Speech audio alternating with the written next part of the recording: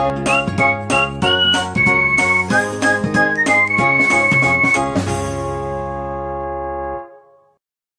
Everyone, welcome to my channel medico prime education. तो आज हमारा एक नया चैप्टर स्टार्ट होने वाला है, स्ट्रक्चरल ऑर्गेनाइजेशन इन एनिमल। ठीक है। तो ये इसको बेसिकली हम लोग एनिमल टिश्यू के चैप्टर से भी पढ़ सकते हैं। ठीक है, टॉपिक पे इसमें हम लोग बेसिकली बात करेंगे एडिपोज टिश्यू, कार्टिलेज टिश्यू, ठीक है, कनेक्टिव टिश्यू के बारे में, एपिथेलियल टिश्यू। ठीक है, ये सब टिश्यू के बारे में हम ज्यादा बात करेंगे और बोन्स के बारे में ज्यादा बात कर रहे हैं। ठीक है, इस चैप्टर में। और अगले वाले जो चैप्टर है, इसके बाद जो हमारा जो चैप्टर आएगा जिसको बोलेंगे लोकोमोशन एंड मूवमेंट, उसमें हम लोग मसल टिश्यू के बारे में ज्यादा बात करेंगे और बोन्स के बारे में ज्यादा बात करेंगे। ठीक है, हमारा अभी जस्ट ही पिछला एक चैप्टर कंप्लीट हुआ है, नर्वस सिस्टम वाला। ठीक है, न्यूरल कंट्रोल एंड कोऑर्डिनेशन वाला। उस चैप्टर में मैंने नर्वस टिश्यू के बारे में बताया है। ठीक है। ठीक है, चलो। तो और ब्लड टिश्यू के बारे में कहाँ बताया है, बॉडी फ्लूइड एंड सर्कुलेशन। तो देखो मोस्टली सारा चीज कंप्लीट हो चुका है हमारा। बट हमें क्या करना है, अब जो हम लोग ने जो भी बेसिकल फंडामेंटल फंक्शंस पढ़े हैं हम लोग, ठीक है, तो वो फंक्शंस मुझे याद रखना है। ठीक है, वो फंक्शंस हम लोग को कैसे याद रहेगा, ठीक है, वो फंक्शंस हमें याद होना चाहिए, तभी हम लोग न्यूरल टिश्यू को हम लोग पढ़ सकते हैं। ठीक है, तो चलो स्टार्ट करते हैं न्यूरल टिश्यू के बारे में। देखो, अब सबसे पहले बात करते हैं जो ऑर्गेनिज्म है। ये जो ऑर्गेनिज्म है, ये एक यूनिसेलुलर होता है और एक मल्टीसेलुलर होता है। जैसे कि यूनिसेलुलर का बात करते हैं तो जितना कि जैसे कि रेस्पिरेशन, डाइजेशन, रिप्रोडक्शन, ये एक सिंगल सेल के द्वारा परफॉर्म होता है। जैसे कि अमीबा का बात कर लो, ये पैरामीशियम का बात कर लो, इसी में न्यूक्लियस, एक ही सेल में न्यूक्लियस, माइटोकॉन्ड्रिया, सेंट्रियोल, सब कुछ है। सब कुछ डिवीजन, रेस्पिरेशन, डाइजेशन सब कुछ एक ही सेल में हो रहा है, तो इसको क्या बोलेंगे, यूनिसेलुलर ऑर्गेनिज्म। ठीक है, जो एक सेल से बना हो।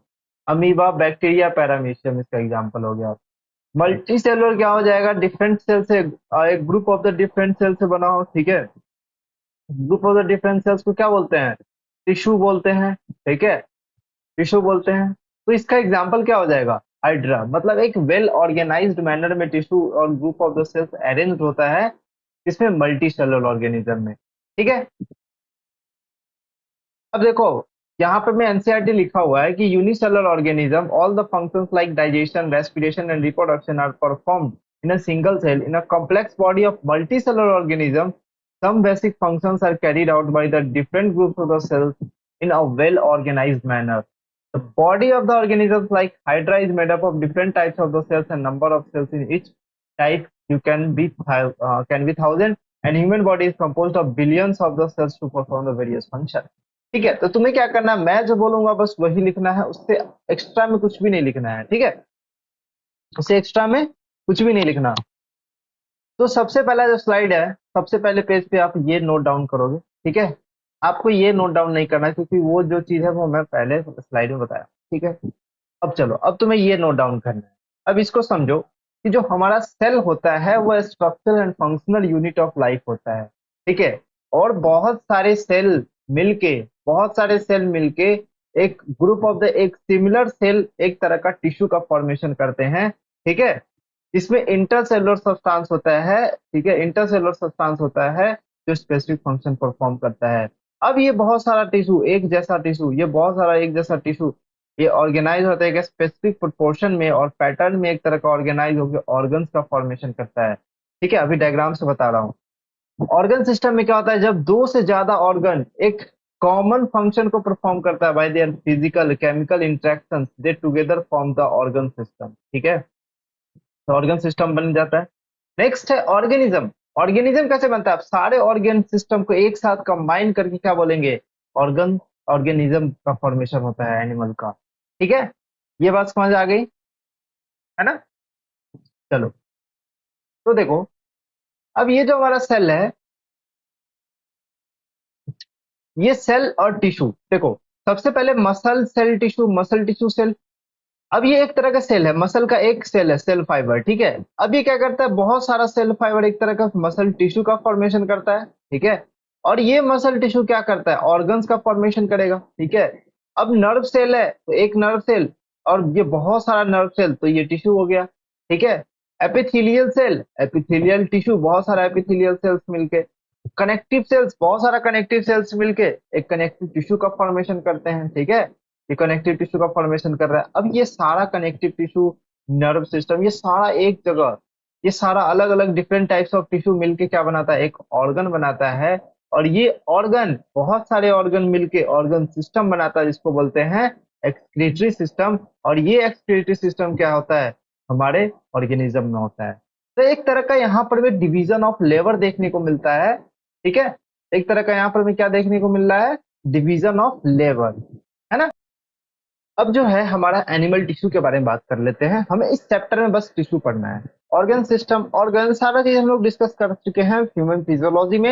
अगर आपने नहीं देखा है तो हमारा लेक्चर जरूर जाके देखें, आपको बहुत इंटरेस्टिंग लगेगा, बहुत ज्यादा मतलब कॉन्सेप्ट क्लियर होगा, एकदम इमेजिनेशन के साथ आप पढ़ पाओगे, ठीक है। और एनिमल टिश्यू का मैं बता दूं कि एनिमल टिश्यू और इपिथेलियल टिश्यू का जितना भी एग्जांपल है, सारा एग्जांपल आपके टिप्स पे होने वाला है, जस्ट बिकॉज ऑफ कि आपको एनिमल फिजियोलॉजी का कॉन्सेप्ट आता है, ठीक है। तो ही सारा एग्जांपल आपके टिप्स पे होने वाला है, याद नहीं करना पड़ेगा, बस देखते जाओ, ठीक है ना। बस देखते जाओ, इसको कैसे याद कर सकते हैं। बट अभी के लिए मैं थोड़ा सा कॉन्सेप्चुअल चीज बता देता हूँ, ताकि आगे समझने में और परेशानी ना आए, ठीक है। तो टिश्यू क्या बोलते हैं, group of the similar sales को क्या बोलते हैं, टिश्यू, जिसमें इंटरसेलुलर सब्सटेंस होते हैं और वो कुछ स्पेसिफिक फंक्शन परफॉर्म करता है, ठीक है। इस ऑर्गेनाइजेशन को क्या बोलते हैं, टिश्यू बोलते हैं। दो चीज याद रखो कि इंटरसेलुलर सब्सटेंस होता है जो कि कुछ स्पेसिफिक फंक्शन परफॉर्म करता है, और सिमिलर सेल्स का ग्रुप होता है ये, ठीक है। डिसिमिलर सेल्स का नहीं होता, याद रखो। तो आइदर सिमिलर और डिसिमिलर इन स्ट्रक्चर, लेकिन स्ट्रक्चर और सिमिलर डिसिमिलर भी हो सकता है, और सिमिलर भी हो सकता है, डिसिमिलर भी हो सकता है। फंक्शन अलग हो सकता है, सेम भी हो सकता है, ठीक है, लेकिन ओरिजिन जो होता है हमेशा कॉमन होता है। तो ये टिश्यू का कुछ इंपॉर्टेंट कैरेक्टर है, ठीक है, जिसका सिमिलर फंक्शन, डिसिमिलर फंक्शन और स्ट्रक्चर हो सकता है, फंक्शन डिसिमिलर और सिमिलर हो सकता है, लेकिन कॉमन ओरिजिन हमेशा होगा, ओरिजिन हमेशा कॉमन होगा, ठीक है।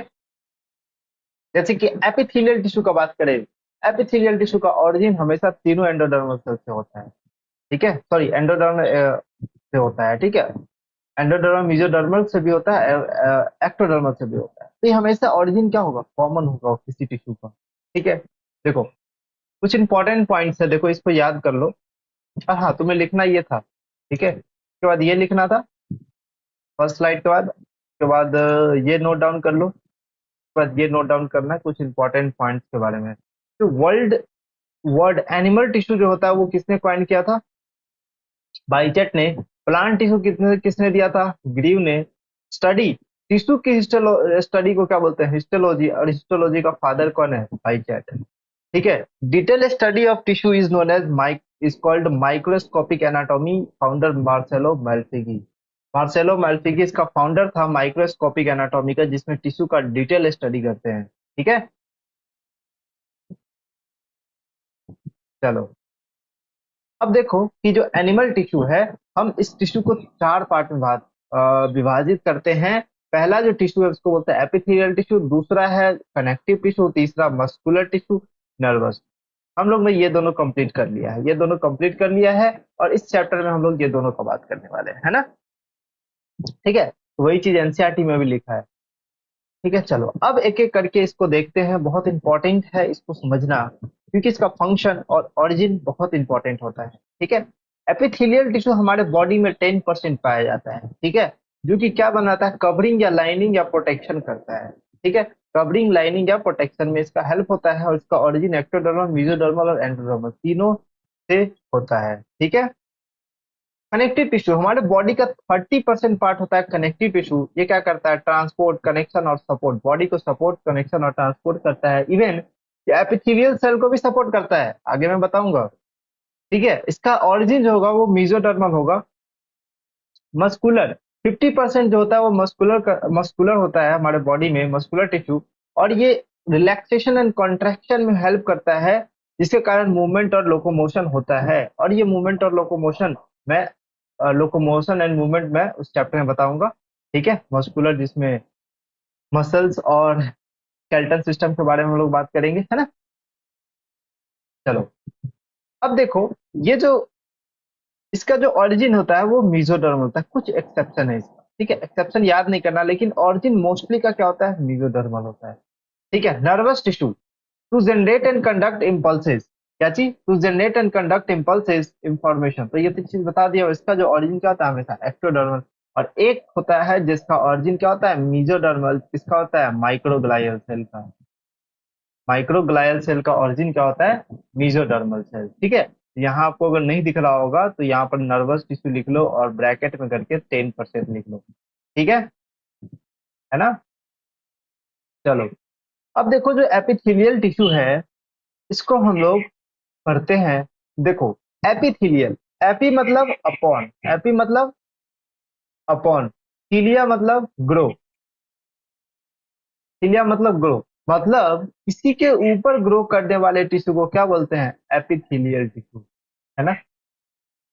चलो, तो ये चीज हमें समझ आ गई। अब हम देखते हैं एपिथेलियल टिश्यू का कुछ कैरेक्टरिस्टिक। सबसे पहले देख लेते हैं हम लोग इसका ओरिजिन। तो ओरिजिन मैंने बताया मेसोडर्मल होता है, एक्टोडर्मल होता है और एंडोडर्मल होता है। ठीक है, तीनों होता है।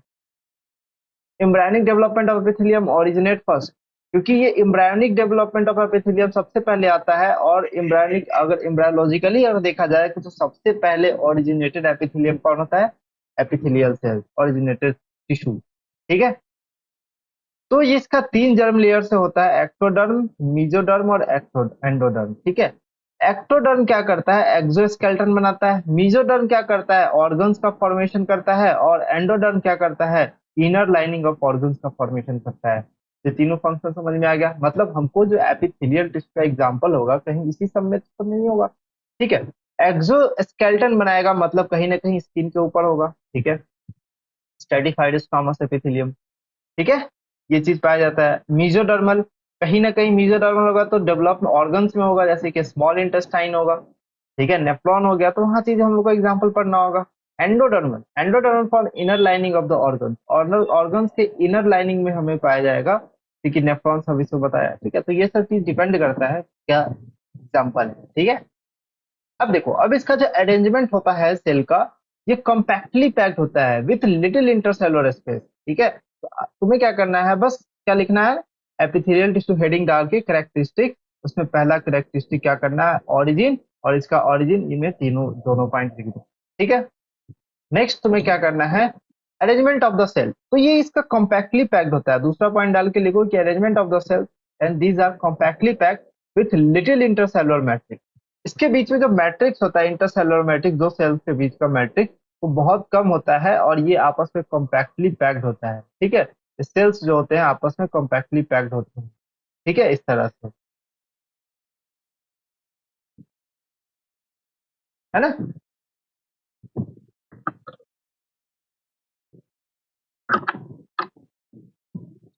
चलो, देखो, अब नेक्स्ट इसका देखो कि ए वेस्कुलर, मतलब इसमें ब्लड सर्कुलेशन क्या होता है, एब्सेंट होता है, क्योंकि ये कॉम्पैक्टली पैक्ड होता है, लिटिल इंटरसेलुलर मैट्रिक्स होता है, इसीलिए इसमें कोई सफिशिएंट स्पेस नहीं होता सेल्स के बीच में ताकि कोई ब्लड कैपिलरी इसमें इंटर कर सके। कोई सफिशिएंट स्पेस नहीं होता ताकि ब्लड का, जिसके कारण जो होता है ब्लड कैपिलरी इसमें इंटर नहीं कर सकता है।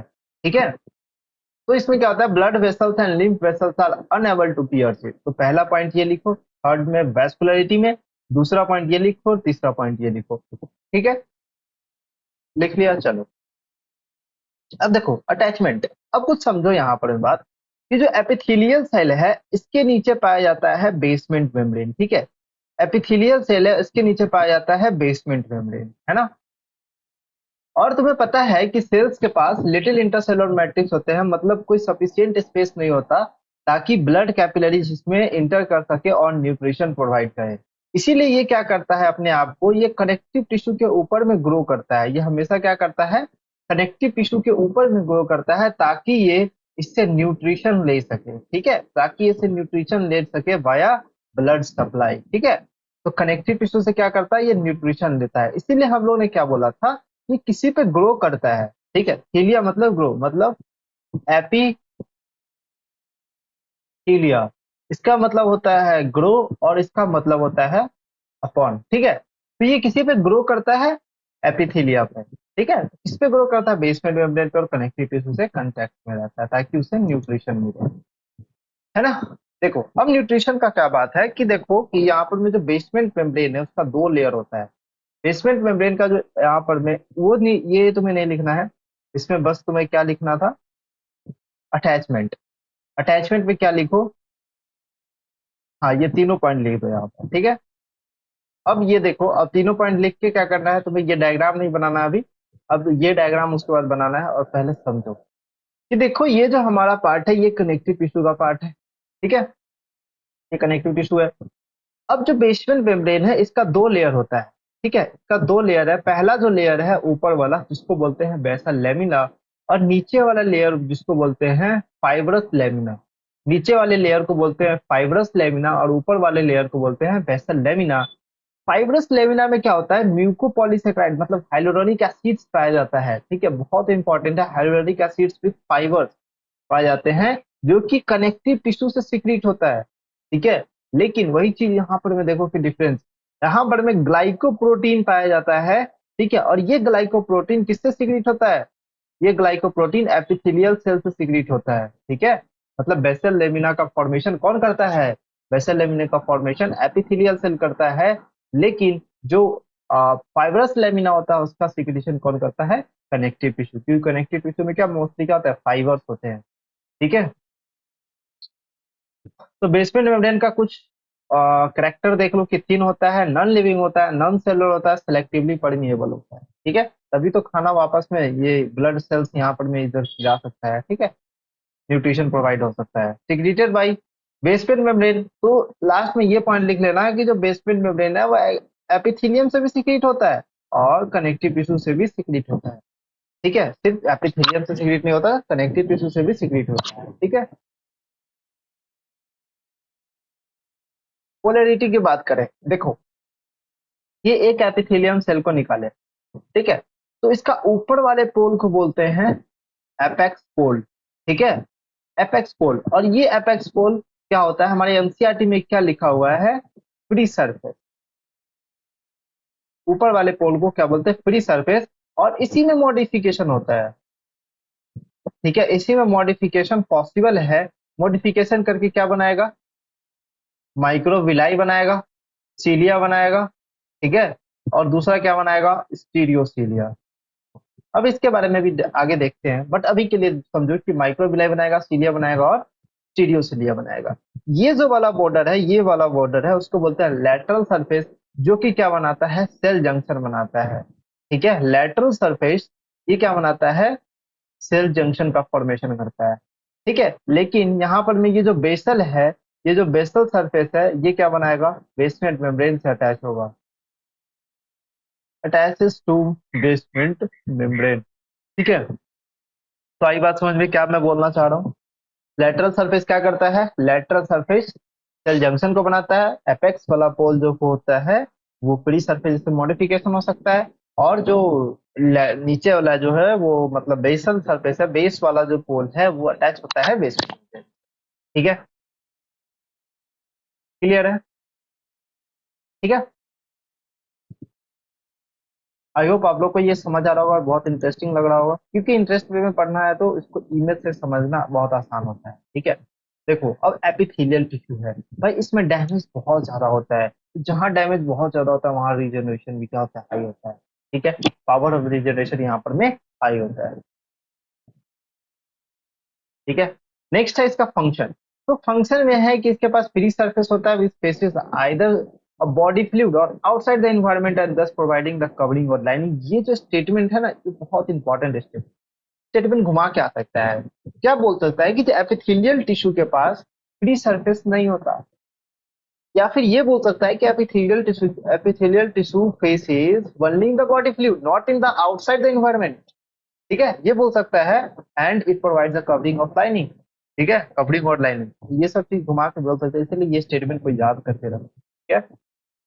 देखो जैसे कि ये कार है, तो इस कार में बाहर वाला जो है इसको बोल देते हैं, अगर बाहर से कवर कर रहा है तो कवरिंग कर रहा है, अगर वही जो इसको अगर क्या करते हैं, इसी को क्या कर देते हैं, इसी को अंदर से तरफ लगा देते हैं तो ये क्या बोलते हैं, लाइनिंग। ये लाइनिंग का एग्जाम्पल हो गया, ठीक है, ये क्या होगा, कवरिंग हो गया, तो ये कवरिंग करता है या लाइनिंग करता है, ठीक है। एक एग्जांपल है, हम लोग कार का कवरिंग नहीं पढ़ने वाले इसमें, ठीक है। देखो, अब हम लोग ना सेल जंक्शन के बारे में बात कर लेते हैं, ठीक है। सेल जंक्शन, तो देखो भाई, सेल जंक्शन जो होता है एपिथेलियल सेल्स में होता है, ठीक है। अब देखो जो लेटरल बॉर्डर है वही तो सेल जंक्शन का फॉर्मेशन करता है, ठीक है। ये सेल जंक्शन से अटैच होता है, तो cells in the epithelial cells are held together with little intercellular material, material ये एनसीईआरटी है। In nearly all animals tissue, specialized junctions provides the both structure and functional link provide करता है between the individual cells के बीच में। तो दो sales आपस में स्ट्रक्चर और फंक्शनल लिंक प्रोवाइड करता है वाया सेल जंक्शन, ठीक है। और ये cell junction, this type of cell junctions are found in the epithelium and other tissue में पाया जा सकता है, एपिथेलियम में पाया जा सकता है। इसमें हमें एनसीईआरटी में क्या दिया हुआ है, टाइट जंक्शन, एडहरिंग जंक्शन और गैप जंक्शन, ठीक है। एडहरिंग जंक्शन, टाइट जंक्शन और टाइट जंक्शन एंड गैप, हमें यही तीन के बारे में ज्यादा पढ़ना है, ठीक है। ये ज्यादा इंपॉर्टेंट है ये तीनों, ये थोड़ा सा कम इंपॉर्टेंट, इंटरडिजिटेशन भी समझ लेंगे, ठीक है ना। लेकिन आपको ये वाला स्लाइड आपको नहीं लिखना था, आपको क्या लिखना था, यहाँ तक फंक्शन तक आपको लिख देना था, ठीक है। फंक्शन तक जितना भी कैरेक्टरिस्टिक्स हमारा समाप्त हो गया, ठीक है। फंक्शन में करके ये पॉइंट 7वां नंबर करके लिखो। अब क्या करना था, सेल जंक्शन टॉपिक डालो और ये पॉइंट लिखो, ठीक है। अब देखो एक एक जंक्शन को समझो कि टाइट जंक्शन क्या होता है। जैसे कि ये दोनों सेल है, ठीक है, ये दोनों सेल है, ये दोनों सेल है हमारा, ठीक है। इस दोनों के बीच में टाइट जंक्शन प्रेजेंट होता है, ठीक है, ताकि ये जो सेल है इधर का मटेरियल लीक ना हो सके आउटसाइड द टिश्यू, ठीक है। तो सब्सटेंस को रोकने का जब हेल्प, जहां कहीं भी सब्सटेंस को रोकना होता है तो वहां पर भी क्या होता है, टाइट जंक्शन होता है, ठीक है। जैसे कि देखो कि ब्लड वेसल्स में टाइट जंक्शन यहाँ सब में इस तरह से प्रेजेंट होते हैं, ठीक है। दो सेल्स के बीच में, ये एक सेल हो गया, इसका न्यूक्लियस हो गया, इस सेल के बीच में क्या है, टाइट जंक्शन है, मतलब एक सेल ये हो गया और एक सेल ये हो गया, ठीक है। तो इसके बीच में क्या प्रेजेंट है, टाइट जंक्शन प्रेजेंट है। ये टाइट जंक्शन इसको बोल सकते हैं, ठीक है। ये टाइट जंक्शन इस सेल के बीच में हमें सब्सटेंस के लीकिंग में हेल्प, लीकिंग ना हो उसमें हेल्प करता है, ठीक है। तो टाइट जंक्शन देखो, जैसे कि एक सेल ये है, ठीक है, और एक सेल ये है, इसके बीच में जो जंक्शन प्रेजेंट होता है इस तरह से बाइंडिंग लाइक, जिसको बोलते हैं टाइट जंक्शन, ठीक है। कुछ नहीं समझ आ रहा है, सॉरी सब समझ आ रहा होगा तो ये लिख लो, ठीक है। देखो, एडहरिंग जंक्शन, एडहरिंग जंक्शन या डेस्मोजोम्स, एडहरिंग जंक्शन या डेस्मोजोम्स, यहाँ पर मैं देखो कि, अब देखो एडहरिंग जंक्शन या डेस्मोजोम्स मैंने पहला डिस्कस कर दिया। अब हम लोग डिस्कस करते हैं एडहरिंग जंक्शन। ये कहाँ पाया जाता है, एडहरिंग जंक्शन कहाँ पाया जाता है।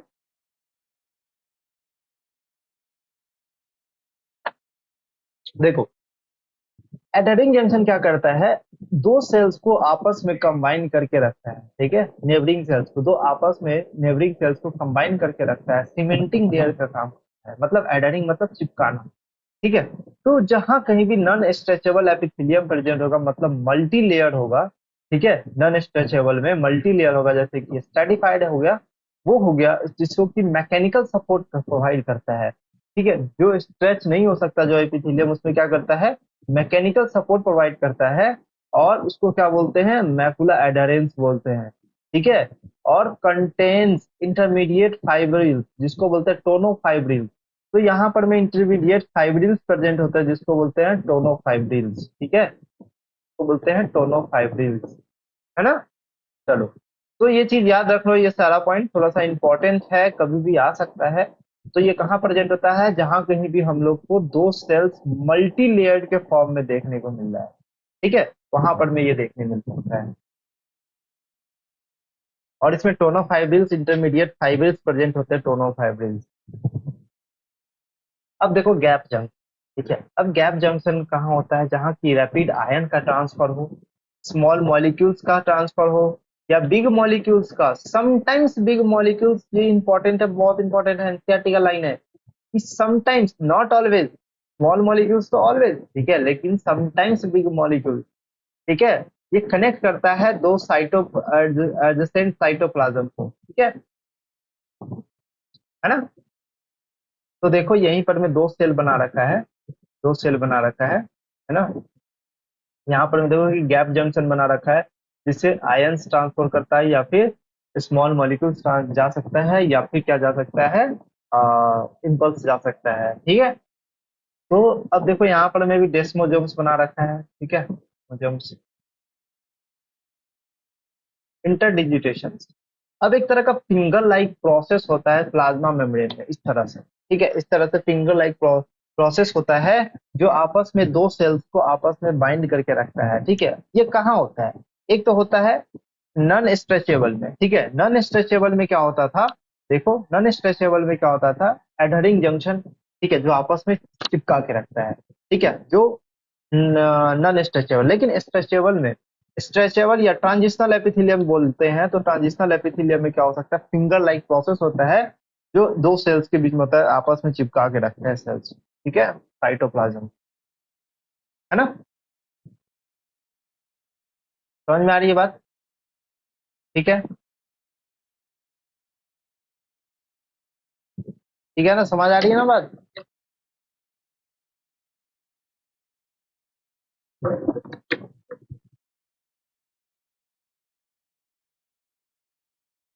देखो अब क्या करना है मुझे, इस सारे जंक्शंस के बारे में पढ़ लिए। अब ये जंक्शंस का डायग्राम यहाँ पर में दिया हुआ है, तो या तो आप वहां बना लिए होंगे, या तो आप एक कॉपी एक पेज में आप इसको यहाँ बना लो, सारा थ्योरी वहां लिख लो जंक्शंस के बारे में, ठीक है। तो ये समझ में आ गया। अब हम लोग देखते हैं लेटरल का, तो देख लिए क्या काम होने वाला है। अब भाई एपेक्स पोल का भी देख लो कि क्या काम होगा, ठीक है। एपेक्स पोल का भी क्या देख लो कि मॉडिफिकेशन देख लो, ठीक है। एपेक्स पोल का अगर मॉडिफिकेशन की बात करते हैं, तो देखो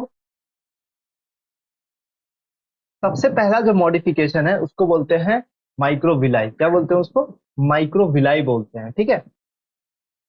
सबसे पहला जो मॉडिफिकेशन है उसको क्या बोलते हैं?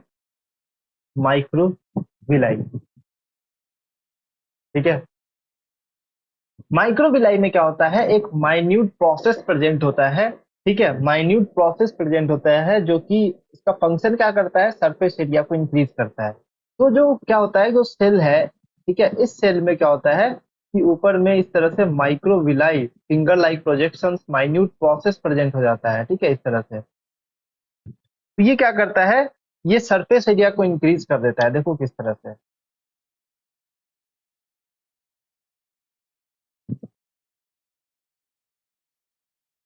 ये माइन्यूट प्रोसेस है इस तरह से, ठीक है, ये सरफेस एरिया को इंक्रीज करने में हेल्प करता है, ठीक है। ये नॉन मोसाइल होता है, माइक्रोविलाई नॉन मोसाइल होता है, नॉन कॉन्ट्रेक्टाइल होता है, ठीक है। ये सब सारा फंक्शन याद रखो ताकि हम लोग एग्जाम्पल याद कर सके, ठीक है। वहीं पर मैं देखूं कि सीलिया है या फिर कीनोसीलिया, यहाँ पर में लॉन्ग सिलिंड्रिकल प्रोसेस निकल जाता है, ठीक है, और ये मोस्टाइल होता है।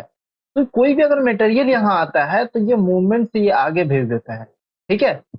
और इसका जो डायमीटर होता है वो यूनिफॉर्म होता है, ठीक है, ये यूनिफॉर्म होता है। लेकिन स्टीरियोसीलिया का डायमीटर क्या होता है, कोनिकल शेप का होता है, इसका डायमीटर यूनिफॉर्म नहीं होता, ये कोनिकल शेप का होता है स्टीरियोसीलिया, ठीक है। और ये नॉन मोसाइल होता है, ये एक जगह पे फिक्स होता है और नॉन कॉन्ट्रेक्टाइल होता है। तो मतलब बात करो कि सिर्फ टीनोसीलिया ही मोसाइल और कॉन्ट्रेक्टाइल होता है, बाकी सारा नॉन मोसाइल और नॉन कॉन्ट्रेक्टाइल होता है। चलो याद हो गया मुझे, ठीक है, आई बात समझ में। चलो अब देख लो कुछ एग्जाम्पल, उसका फंक्शन देख लो। ये क्या करता है, सरफेस एरिया को इंक्रीज करता है एब्जॉर्प्शन और सिक्रीशन के लिए। हीनोसीलिया क्या करता है, मूवमेंट में हेल्प करता है, जैसे पैरामीशियम मूवमेंट इन द एक यूनिफॉर्म डायरेक्शन में मूवमेंट करता है, ठीक है। लेकिन ये क्या करता है, सरफेस एरिया को इंक्रीज करता है। तो ये जो मोसाइल है वही तो मूवमेंट कराएगा, ये क्योंकि ये क्या है, मोसाइल है ना। तो क्या करना था आपको, ये लिखना था, क्या आपको ये लिखना है, ठीक है। अब देख लो कुछ एग्जाम्पल, अब कुछ एग्जाम्पल मुझे देखना इंपॉर्टेंट है, क्योंकि उसी से मुझे कॉन्सेप्ट अब समझ में आएगा माइक्रोविलाई का। तो माइक्रोविलाई कहाँ पाया जाता है, कहाँ एब्जॉर्प्शन होता है, मुझे बताओ। इंटेस्टाइन में एब्जॉर्प्शन होता है, डाइजेशन वाले चैप्टर में पढ़ा है कि इंटेस्टाइन में क्या होता है, एब्जॉर्प्शन ऑफ द फूड होता है, फूड क्या यहाँ एब्जॉर्प्शन होता है। तो यहाँ पर में इस तरह से माइक्रोविलाई प्रेजेंट होता है, जो कि सरफेस एरिया को क्या करता है, इंक्रीज कर देता है, जो कि एब्जॉर्प्शन के लिए, ठीक है। तो अगर एक सेल को यहाँ पर में निकाल के देखते हैं तो क्या बोलते हैं, सरफेस एरिया यहाँ पर इंक्रीज हो जाता है, ठीक है ना। देखो ये समझ में आ गया। तो वॉल ऑफ द इंटेस्टाइन में क्या पाया जाता है? माइक्रोविलाई। ठीक है। गॉल ब्लैडर में, गॉल ब्लैडर में क्या करते हैं? बाइल को कंसंट्रेट करते हैं, मतलब बेसिकली क्या है, बाइल का सिक्रीशन कंसंट्रेट करते हैं, मतलब जितना ही बाइल है उसको एब्जॉर्ब करते हैं यहाँ पर। ठीक है, स्टोरेज ऑफ बाइल। ठीक। अब माइक्रोविलाई कहाँ पाया जाता है? पीसीटी में। बताओ बताओ, पीसीटी में एब्जॉर्प्शन सिक्रीशन होता है। ठीक है। तो पीसीटी ऑफ नेफ्रॉन रीअब्जॉर्प्शन करता है, रीअब्जॉर्प्शन करता है nutrient from the nephric filtrate. ये जो नेफ्रिक फिल्ट्रेट है इसमें से क्या करता है? रीअब्जॉर्प्शन करता है। मैंने बताया है कौन सा चैप्टर में? एक्सक्रीशन वाले चैप्टर में, पीसीटी का फंक्शन। अब वो फंक्शन याद होगा तो यार तभी तो समझ पाओगे कि रीअब्जॉर्प्शन कहाँ होता है। ठीक है, पीसीटी में पता है तुम्हें कि रीअब्जॉर्प्शन होता है ना? तो रीअब्जॉर्प्शन जहां कहीं भी होता है वहां पर क्या आएगा? माइक्रोविलाई आएगा। ठीक है, माइक्रोविलाई वाला आएगा, है ना? चलो, अब क्या करना है, ये तुम्हें लिखना नहीं है ना? ये नहीं लिखना, बस वही एनसीईआरटी का पॉइंट है जो मैंने डिस्कस किया। अब सीलिया कहाँ प्रेजेंट होता है? ठीक है, सीलिया में क्या करना है? सीलिया का क्या फंक्शन था कि कहीं ना कहीं हमें मूवमेंट्स का प्रोवाइड करता है। ठीक है, मूवमेंट्स में प्रोवाइड करता है, मूवमेंट्स में हेल्प करता है सीलिया। तो हमें क्या करना है? एयर का मूवमेंट का बताया किया, ब्रोंकाई, ब्रोंक्यूल्स। ठीक है, यहाँ पर हमें एयर का मूवमेंट कराते हैं, है ना? तो इसी में क्या प्रेजेंट होता है? सीलिया प्रेजेंट हो जाता है। ठीक है। नेक्स्ट है एग्जांपल सीलिया का फैलोपियन ट्यूब्स। तुम्हें पता है फैलोपियन ट्यूब में क्या होता है? स्पर्म का मूवमेंट होता है और ओवम का मूवमेंट होता है। ठीक है, यहाँ पर में ओवा निकल के जाता है यहाँ से, स्पर्म यहाँ से आता है। तो क्या करता है? ओवम का कंडक्शन में हेल्प करता है बेसिकली। ठीक है, ये इस तरह से सीलिया प्रेजेंट होता है अंदर में, इसके अंदर में, फैलोपियन ट्यूब के अंदर में। और ये क्या करता है? मूवमेंट ऑफ द ओवम करता है। ठीक है। सीलिया का एग्जांपल और बताओ। एपेंडाइमल एपिथेलियम में क्या होता है? सीलिया इस तरह से प्रेजेंट होता है। ये देखो सीलिया, ये क्या करता है? It lines the hollow cavity of the brain or ventricles of central canal of a spinal cord where helps in the conduction of CSF। तो CSF के कंडक्शन में ये हेल्प करता है। ठीक है, तो ये सारा चीज पॉइंट लिखते जाना, बहुत इंपॉर्टेंट। तो सीलिया का क्या करता है? मूव द पार्टिकल्स और म्यूकस, पार्टिकल्स या mucus in specific direction over the epithelium. They are mainly present in the inner surface of hollow organs. या कहाँ प्रेजेंट होता है? मेनली कहाँ प्रेजेंट होता है? हॉलो ऑर्गन, जैसे कि ब्रोंक्यूल्स, फिलोपियन। तो लास्ट में जब सीलिया का पॉइंट सारा खत्म हो जाए तो ये आप लोगों को ये डायग्राम नहीं बनाने की जरूरत है, बस पॉइंट लिखते जाओ। एग्जाम्पल ऑफ सीलिया है पहला, दूसरा, तीसरा। ठीक है। स्टीरियोसीलिया, स्टीरियोसीलिया में मूवमेंट नहीं हो सकता भाई, मूवमेंट नहीं हो सकता, स्टीरियोसीलिया मूवमेंट नहीं करा सकता। तो कहाँ प्रेजेंट होगा? एपिडिडाइमिस और वास्ट एक्सेस। बस ये दो चीज नाम याद रख लो। ठीक है। और उसके बाद स्टीरियोसीलिया कहाँ होता है? Macula Crysta. ठीक है, macula and Crysta of inner ear for balancing, macula and Crysta of inner ear for balancing. ठीक है ना? ये देखो स्टीरियोसीलिया इस तरह से प्रेजेंट है, स्टीरियोसीलिया। ठीक है, मैकुला में और क्रिस्टा में। ठीक है, ये स्टीरियोसीलिया है। अब देखो टाइप्स ऑफ एपिथेलियम। अब जितना भी इंट्रोडक्शन वाला पार्ट है ना मैं बता दिया। ठीक है, अब एपिथेलियम का जो टाइप है ये हम लोग नेक्स्ट लेक्चर में डिस्कस करेंगे यहाँ पे, और सारा एपिथेलियम का एग्जांपल हम लोग सीखेंगे। ठीक है। और एक चीज मैं बता देता हूँ, कुछ एक तरीका है मुझे एपिथेलियम टिश्यू का पढ़ने में। ठीक है, तो अभी स्किप मत करना, मैं कुछ अच्छा तरीका बता रहा हूँ। ठीक है, देखो, जैसे कि अगर मान लो मुझे एपिथेलियम टिश्यू का एग्जांपल याद कर। ठीक है, तो एपिथेलियम टिश्यू का एग्जांपल याद करने में मुझे एक चीज हेल्प, क्या हेल्प करेगा कि अगर मान लो कोई सेल्स है, ठीक है, वो सेल्स अगर सिक्रीशन करता है, ठीक है, और एब्जॉर्प्शन करता है। ठीक है, ये याद रखो। ठीक है, चाहे छोड़ो इसको अगले लेक्चर में बताऊंगा, क्योंकि ये थोड़ा सा रिलेटेबल नहीं होगा, एक चीज मुझे और बताना पड़ेगा के लिए। ठीक है, तो वो चीज ना हम लोग अगले लेक्चर में डिस्कस कर लेंगे इसका बारे में। ठीक है, बाकी अभी के लिए क्या करना है तुम्हें, ये सारा पॉइंट, इतना बड़ा जो स्लाइड में डिस्कस कर उसमें लिखना नहीं है, बस समझाने के लिए मैं इतना सारा डायग्राम बना के लाया हूँ। ठीक है, जो डायग्राम बोलूँ, जो चीज बोलूँ, बस वही लिखना, बाकी आगे कुछ एक्स्ट्रा नहीं लिखना है यहाँ पर। ठीक है, चलिए वीडियो ज्यादा लंबा ना करते हुए और हम अपना वीडियो को करते हैं समाप्त, और पढ़ाई करते रहें। All the best, thank you so much.